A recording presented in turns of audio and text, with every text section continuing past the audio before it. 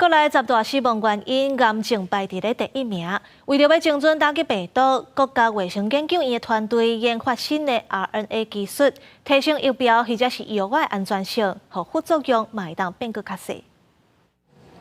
癌症已经连续42年是台湾10大死因的头一位。根据卫福部统计，112年癌症死亡人数是53126人，比111年提升2.2%。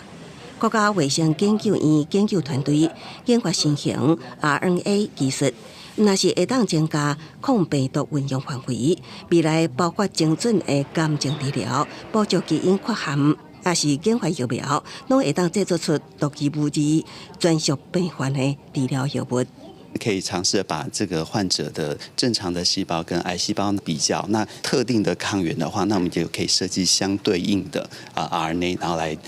针对这样的抗原，然后去做攻击。RNA 佫叫做血糖血栓，自然界中通常是单链的线状的，就像一罐一罐珍珠。像莫德纳疫苗、辉瑞、BNT 疫苗，拢是属于线状的单链的。也毋过线状的 RNA 本身有无稳定性，甲较会降解特性，影响疫苗成效甲持久度。研究团队研发的新式环状 RNA 都是互串珠变成球链，为线状变做一个环状形，那提升顺度甲合成效率。疫苗也是药物功能、安全性甲性能会更加好，有希望互副作用变较细。我们重组了一只日本脑炎病毒，即使有病毒感染的状况下的时候，我们的这个环状 RNA 丢进去之后，它还是可以大量的去做蛋白，丢一个抗病毒的一个蛋白，病毒的绿色荧光70%呢，把它压到大概50%左右。环状 RNA 的研发为未来基因治疗、癌症治疗甲抗病毒疗法等